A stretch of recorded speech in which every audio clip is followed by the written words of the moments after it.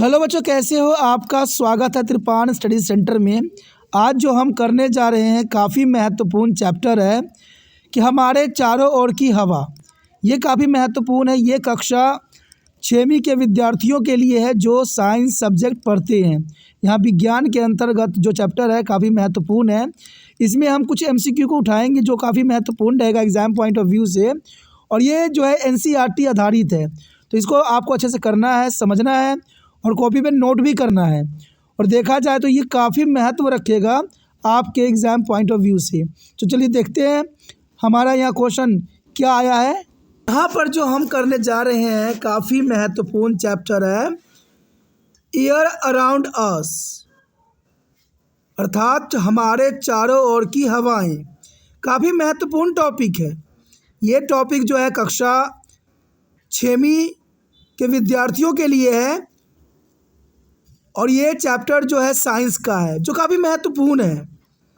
आपको पता ही होगा कि त्रिपान स्टडी सेंटर जो है 8 से लेकर MA तक के बच्चों के लिए महत्वपूर्ण चैनल है, लेकिन बच्चों को कहने पर जो है यहाँ पर 6वीं कक्षा का भी जो है शामिल किया गया है जो काफ़ी महत्वपूर्ण है, क्योंकि हमें बच्चों को आगे बढ़ाना है, ना कि रूल रेगुलेशन पे चलना है।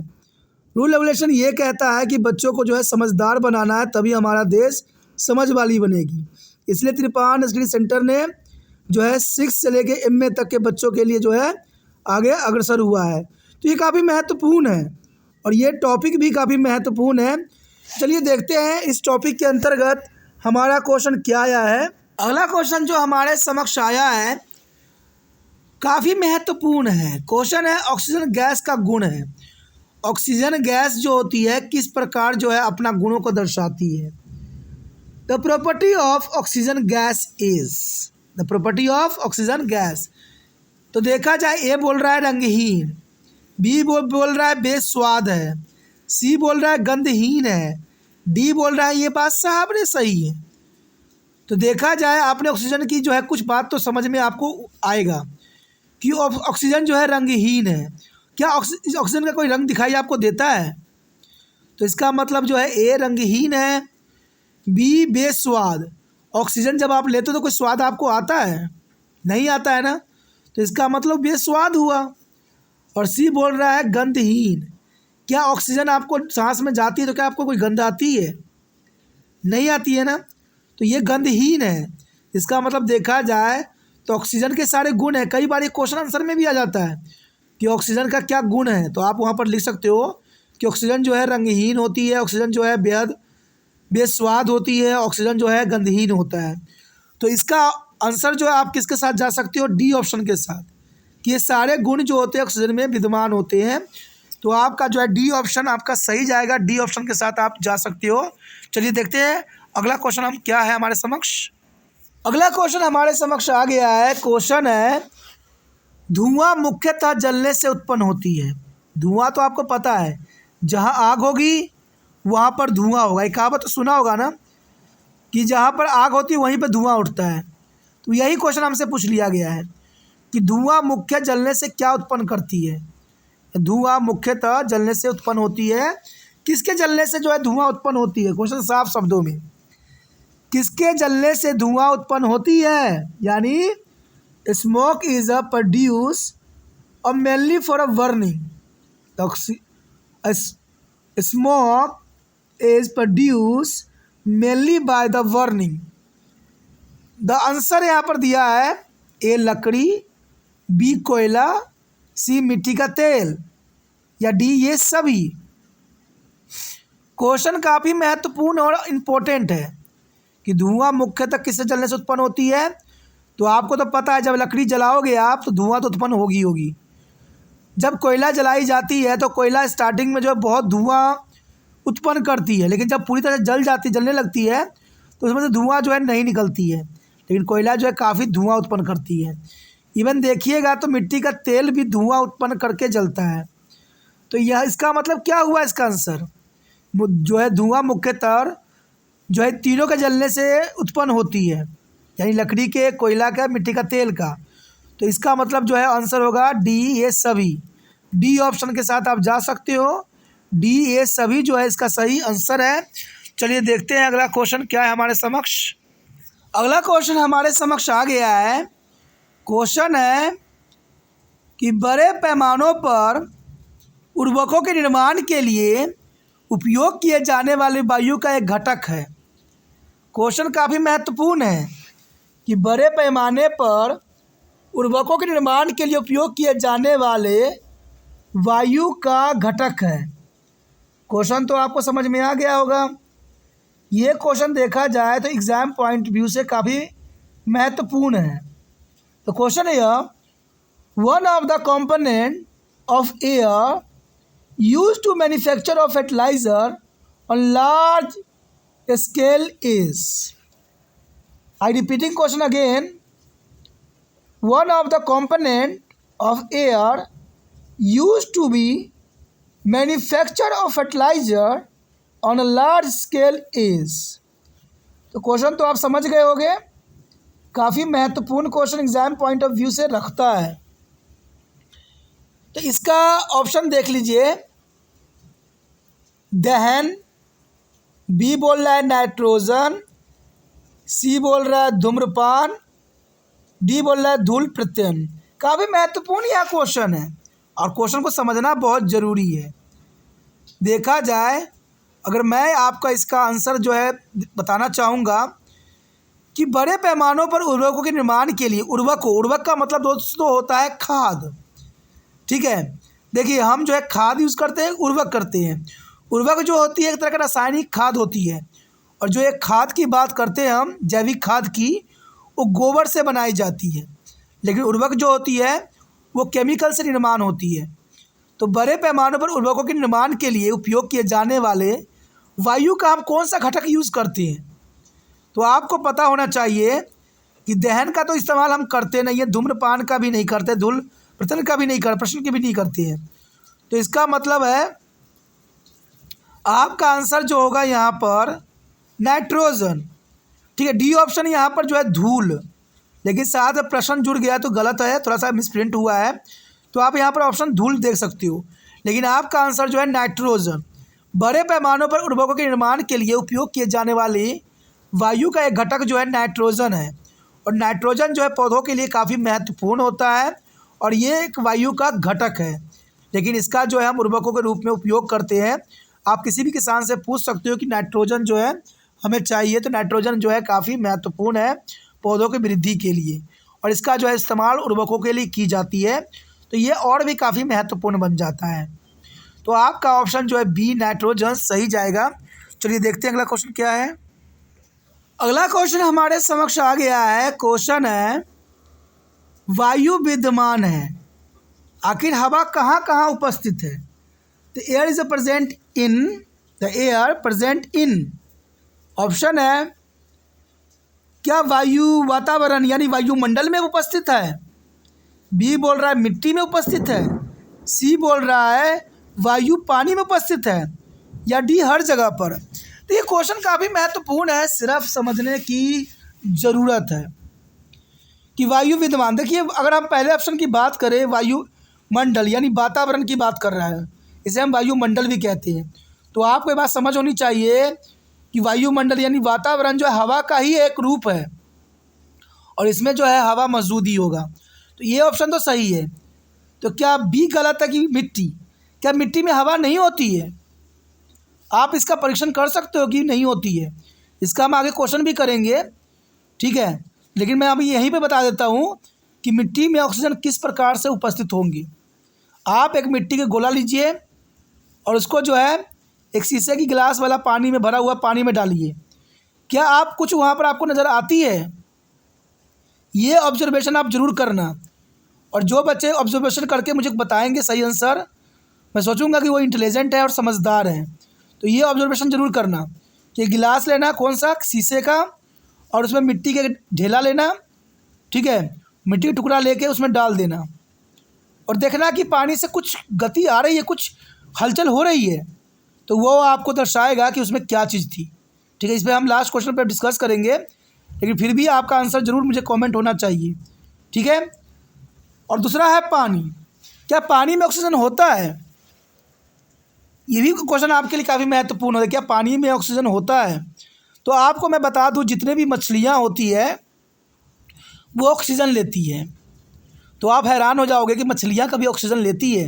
हाँ दोस्तों, ये बात सही है कि पानी में जितने भी जीव जंतु रहते हैं वो भी ऑक्सीजन ग्रहण करते हैं। ठीक है, आपने देखा होगा मछलियां जो है मुंह से पानी लेती है और गलफरे से बाहर निकाल देती है, जिसे गिल कहती हो, और गिल से बाहर निकाल देता है। तो इसका कारण ये रहता है कि मछलियाँ अगर मुंह से पानी लेती है और गिल से जो है उसको निकालती है, तो गिल में जो है सारे के सारे पानी में उपस्थित ऑक्सीजन जो होती है गिल्स के अंतर्गत वो चली जाती है। अब यहाँ पर यह भी प्रश्न उठता है कि मछलियों के जो होते हैं 2 हार्ट चैम्बर होते हैं, तो इनका जो है ब्लड कहाँ प्योर होता है? जैसे इंसानों का ब्लड प्योर कहाँ होता है?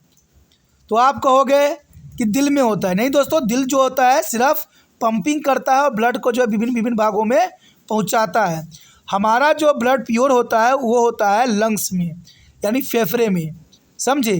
फेफड़े में जो है हमारा ब्लड प्योर होता है और फिर जो है फेफड़ा जो है दिल तक उस खून को पहुंचाता है और फिर भाग में जाता है। उसी प्रकार मछली की जो होती है ब्लड प्योर, वो गलफरे में होती है, क्योंकि वहाँ पर ऑक्सीजन होता है और ऑक्सीजन जैसे ही पानी से गुजरता है गलफरे से, उसको जो है उसके खून में ऑक्सीजन मिल जाती है। तभी हम जब कभी मछली खरीदने जाते हैं तो उस गलफरे को जो है खोल के देखते हैं कि लाल है कि नहीं। जो मछलियों गलफरे लाल होगा उसका मतलब वो मछली जो है ज़िंदा रही होगी, कुछ समय पहले ही मरी होगी। और जिनका जो है गलफरा लाल नहीं होगा, सफ़ेद पड़ जाएगा, तो समझना कि मछली के मरे हुए काफ़ी टाइम हो गया है। तो ये काफ़ी महत्वपूर्ण बात है। तो इसका मतलब देखा जाए तो वायु विद्यमान जो होती है वातावरण में भी होती है, मिट्टी में भी होती है, पानी में भी होती है। तो इसका मतलब जो है ये हर जगह है, यानी एवरीवेयर। डी ऑप्शन आपका सही है, डी ऑप्शन के साथ आप जा सकते हो। डी हर जगह यानी एवरीवेयर। चलिए देखते हैं अगला क्वेश्चन क्या है हमारे समक्ष। अगला क्वेश्चन जो हमारे समक्ष आया है, क्वेश्चन है कि निम्नलिखित में से कौन सी गैस सांस लेने के लिए प्रयोग किया जाता है? देखिए क्वेश्चन तो साफ है, बहुत इंटेलिजेंट है कि निम्नलिखित में से कौन सी गैस जो है सांस लेने के लिए उपयोग किया जाता है। Which of the following gas is use to the breathing? तो क्वेश्चन इज वेरी इंटरेस्टिंग। और ऑप्शन की बात करें, क्या हम सांस लेने के लिए कार्बन डाइऑक्साइड का उपयोग करते हैं, या हम नाइट्रोजन का उपयोग करते हैं, या सी ऑक्सीजन का उपयोग करते हैं, या डी इनमें से कोई नहीं? क्वेश्चन काफ़ी महत्वपूर्ण है और सबको बच्चों को पता होगा इसका आंसर क्या है, कि हम सांस लेने के लिए ऑक्सीजन का उपयोग करते हैं। तो ये कार्बन डाइऑक्साइड जो है पौधे इस्तेमाल करते हैं अपने खाना बनाने के लिए, सिर्फ खाना बनाने के लिए, वो भी दिन के टाइम। और कई क्षेत्र में जो है कार्बन डाइऑक्साइड का उपयोग वो रात्रि के समय करते हैं। तो वो तो समय और कंडीशन पे डिपेंड करता है, लेकिन कार्बन डाइऑक्साइड का उपयोग जो है पेड़ पौधे करते हैं, हम लोग नहीं करते हैं। और मान लीजिए हम कार्बन डाइऑक्साइड अगर लेने लग जाएं तो हमारी मृत्यु भी हो सकती है, क्योंकि मान लीजिए हम कार्बन डाइऑक्साइड छोड़ते हैं और कार्बन डाइऑक्साइड ही हम ले रहे हैं, तो कार्बन डाइऑक्साइड और कार्बन डाइऑक्साइड मिलकर जो है कार्बन मोनोऑक्साइड गैस बनाएगा, यानी देखा जाए तो 2CO बना देगा। और CO के कारण जो है इंसान की मृत्यु भी हो सकती है। आपने कहीं सुना होगा कि रात्रि में जो है व्यक्तियों ने घर में आग जलाकर सो गए और सुबह उठे तो सब के सब मरे हुए नजर आए। तो इसका कारण यही बनता है, कभी भी हमें घर में जो है चाहे हीटर हो चाहे आग हो, कभी भी जला के नहीं सोना चाहिए, क्योंकि इससे जो है कार्बन मोनोऑक्साइड गैस बनती है और इससे इंसानों की मृत्यु हो जाती है। आप महत्वपूर्ण क्लास में हो, 6th क्लास में हो, तो ये आपको समझ होना चाहिए। और ये बात अपने माता पिता को भी बताइए कि घर में जो है ठंड जितना भी मर्जी हो जाए आग जला के मत सोइए, क्योंकि ये जो है कार्बन मोनोऑक्साइड गैस बनाएगा और इससे जो है मृत्यु भी हो सकती है। तो ये काफ़ी महत्वपूर्ण बात है। नाइट्रोजन की बात करें तो नाइट्रोजन जो है हमारे वायुमंडल में 78% प्रेजेंट है, लेकिन नाइट्रोजन का जो है हम इस्तेमाल सांस लेने के लिए नहीं करते हैं। बात रह गई ऑक्सीजन। तो आपको तो पता होगा कि जीवनदायिकी जो पदार्थ जो है यहाँ पर गैस है वो ऑक्सीजन है। ऑक्सीजन ही हम लेते हैं और कार्बन डाइऑक्साइड हम छोड़ते हैं। तो हमारे लिए ऑक्सीजन जो है काफ़ी महत्वपूर्ण है। और पेड़ पौधे जो होते हैं रात्रि के समय ऑक्सीजन लेते हैं और दिन के समय ये जो होते हैं कार्बन डाइऑक्साइड लेते हैं। आप सोचिएगा ऐसा क्यों होता है? दिन के समय जो है पेड़ पौधे कार्बन डाइऑक्साइड लेके अपना भोजन जो है बनाते हैं, जो काफ़ी महत्वपूर्ण है, लेकिन रात्रि के समय ये जो होते हैं ऑक्सीजन ही लेती हैं। और एक और महत्वपूर्ण बात कि रात्रि के समय यानी रात के समय हमें कभी भी पेड़ के नीचे नहीं सोना चाहिए। कहीं कहीं आप लोगों को बात बताया होगा कि पेड़ के नीचे जो है पेड़ के ऊपर भूत प्रेत होते हैं, ऐसा कोई बात नहीं होती है। बात सिर्फ इतनी होती है कि रात्रि के समय जो है पेड़ पौधे भी ऑक्सीजन लेती हैं, ठीक है। इसलिए हमें जो है पेड़ पौधे के समक्ष नहीं सोना चाहिए।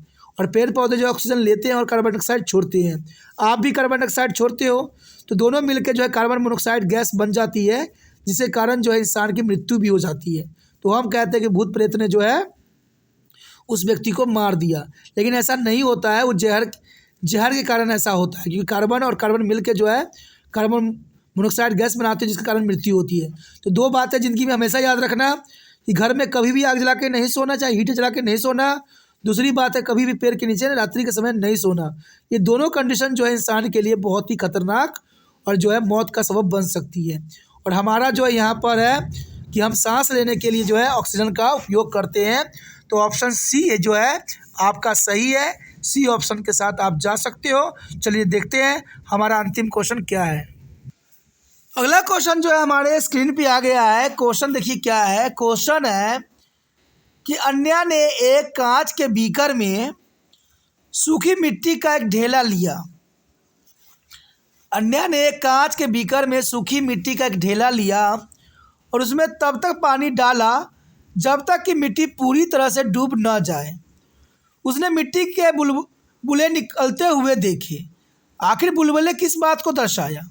साफ शब्दों में अन्या ने जो है एक गिलास लिया शीशे का और उसमें जो है एक मिट्टी का ढेला डाल दिया और उसने कुछ समय पश्चात देखा कि पानी डालने के कारण जो है उसमें से कुछ बुलबुले निकलते हुए नज़र आ रहे हैं। तो वो बुलबुले किस चीज़ के थे, वो क्या थे? क्वेश्चन बहुत ही दिलचस्प है। Anya is took a lump of dry soil in a glass beaker and add to the water to it until the soil was completely immersed. She observed the bubbles coming out of the soil. The bubble is contained. काफ़ी महत्वपूर्ण है कि जो है बुलबुले निकले हैं किसके कारण निकले हैं। ए केवल ऑक्सीजन गैस के कारण, बी जल वाष्प के कारण, या सी वायु के कारण। इसमें से कोई बात सही नहीं है। क्वेश्चन काफ़ी महत्वपूर्ण है कि आखिर जो है वो बुलबुले क्यों निकले। ये परीक्षण आप भी कर सकते हो अपने घरों में, ठीक है। कि आप जो है एक मिट्टी ले आइए, मिट्टी का टुकड़ा लाइए, ढेला लाइए और उसको जो है एक शीशे गिलास में डाल दीजिए और उसमें पानी भर दीजिए, ठीक है। चाहे पानी भर के उसमें जो है मिट्टी का एक टुकड़ा घेर दीजिए, आपको जो है वहाँ से बुलबुले निकलते हुए नज़र आएंगे। तो ये बुलबुले क्या ऑक्सीजन गैस के रिप्रेजेंट करता है या जलवाष्प को रिप्रेजेंट करता है या वायु को? साधारण तौर पे बताऊँ मैं कि मिट्टी में भी हवा होती है, यानी मिट्टी में भी ऑक्सीजन होती है, हवा होती है। तो यहाँ केवल ऑक्सीजन की बात हम नहीं कर सकते, इसमें वायु थी। वायु क्योंकि आपको पता है पेड़ पौधों को नाइट्रोजन गैस काफ़ी महत्वपूर्ण होता है और ये मिट्टी में ही पाई जाती है। इसलिए हम वायु यहाँ पर करेंगे, सी ऑप्शन को क्लिक करेंगे कि उसमें जो बुलबुले निकल रहे थे वो हवा के थे। और ये काफ़ी महत्वपूर्ण बात है और ये काफ़ी ज़रूरी है देखा जाए तो। इसी के साथ हमारा ये क्वेश्चन ख़त्म हो जाता है जो काफ़ी महत्वपूर्ण था। आप लोगों के लिए और भी क्वेश्चन आएगा तो आप बने रहे तिरपान स्टडी सेंटर के साथ और जितना हो सके इस वीडियो को शेयर ज़रूर करें, क्योंकि शेयर ही दूसरे बच्चों का केयर है। और जो बच्चे शेयर करेंगे उनके लिए और भी वीडियो बनाई जाएगी, क्योंकि आपको पता है तिरपान स्टडी सेंटर जो है 8th क्लास से लेके MA तक के बच्चों के लिए महत्वपूर्ण था, लेकिन अब बच्चों के लिए और बच्चों की भलाई के लिए, उनकी समझ के लिए यहाँ पर तिरपान सेंटर जो है 6th से लेके MA तक के बच्चों के लिए अग्रसर है। कहते हैं रूल रेगुलेशन अपनी जगह पे होते हैं और बच्चों के लिए जो है सहायता अपनी जगह पे थी। बहुत से बच्चों ने मुझे बोला कि सर 6th क्लास की वीडियो भी डालिए, तो मैंने आप लोगों के कहने पर यह कार्य किया है, क्योंकि मेरा उद्देश्य सिर्फ आप लोगों को जो है सही रास्ता दिखाना है, सही मार्गदर्शन पे लेके चलना है और सही ज्ञान का जो है अवगत करवाना है। ना मैंने कोई ट्रिक यूज़ करनी है, ना मैंने जो है निंजा हथौड़ी के टेक्निक यूज़ करने हैं, मैंने सिर्फ आपको समझ देनी है। और ये समझ समझने से ही आता है, पढ़ने से आता है।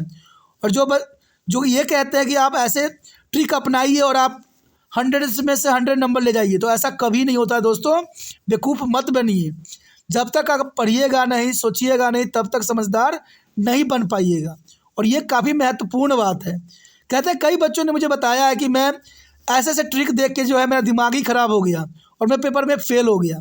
तो कारण यही है, ट्रिक कभी सटीक नहीं बैठता है। ट्रिक जो होते हैं, लोग ट्रिक दिखाते हैं, लेकिन ट्रिक्स का कोई अर्थ नहीं होता है। जब तक आप उस चीज़ को समझोगे नहीं, जानोगे नहीं, तब तक समझ नहीं आएगी। और यही बात तिरपान स्टडी सेंटर भी कहता है। इसलिए जितना हो सके इस वीडियो को जरूर शेयर कीजिए, जिससे दूसरे बच्चे तक भी ये वीडियो पहुँचे और उनको भी सही ज्ञान का एनालाइज हो सके। पहली बार मेरे चैनल पे आए हो, पहली बार वीडियो देख रहे हो, समझ में आ रहा है, अच्छा लग रहा है और चाहते हो कि और भी वीडियो आपको इसी प्रकार प्राप्त होता रहे, क्योंकि आने वाला समय में साइंस, एसएसटी, मैथ सभी के एमसीक्यू यहाँ पर आपको मौजूद होंगे क्वेश्चन आंसर के साथ। तो ये काफ़ी महत्वपूर्ण रहेंगे, इसलिए सोचिए नहीं, विचार न कीजिए बच्चों। अभी तिरपान स्टडी सेंटर को सब्सक्राइब करके मोबाइल में सेव कीजिए।